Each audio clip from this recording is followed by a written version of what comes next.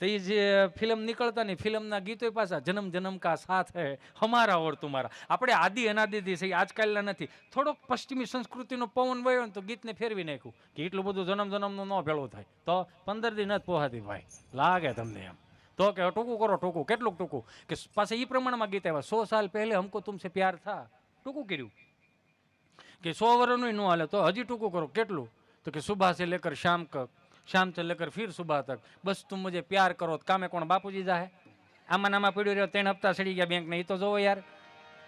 નવી પેટીએ થાવ દાટ વાળો, ઝલક દિખલા જા. અરે માફ કરો મારી માવડીઓ, મારા બાપ માફ કરો. મારે અમુક અમુક તો ગીતોની કડીયું ન બોલાય એવા ગીતોને આપણે પ્રાધાન્ય આપ્યા છે.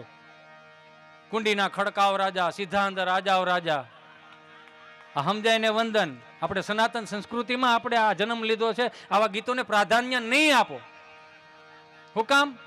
કેમ કે આપણી બા ધોળ ગાતી ગાતી રસોઈ બનાવતી હતી, એટલી રસોઈ મીઠી લાગતી હતી.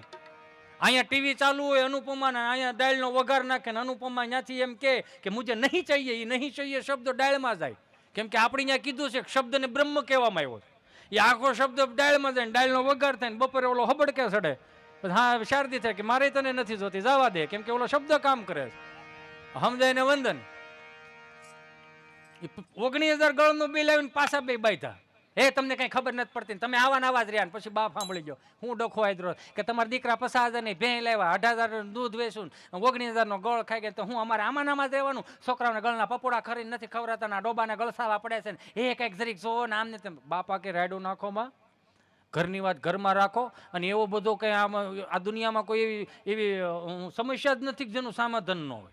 નજર નાખો ને પ્રેમ વરસાવો એટલે બધું સમાધાન. તો કે શું કરવાનું? કે મારા દીકરાને કહેજો ધારીથી 5 કિલો ડબ્બાનો ગળ લાવે.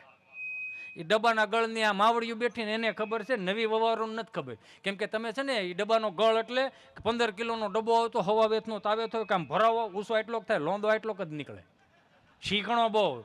આ તમે નવી વવારો આવી ને બધી પીસીસમાં આવ્યા છે. હો 50-50 ગ્રામના પીસ આવે. ગળના 50-50 ગ્રામના ચોકલેટ જેવા પીસ. ગળ લે છે તળીંગનાર મૂકે આવડું હોય. હો શીફડાનું ફોડું મોટું હોય એવડા ગળ આવી ગયા. એ 5 કિલો ડબ્બાનો ગળ લાવ્યા. આવ્યો દાદા ગળ તમારા દીકરા લાવ્યા. તો કે ફરજામાં જૂનું તગારું લઈ લો, તળિયા વગરનું.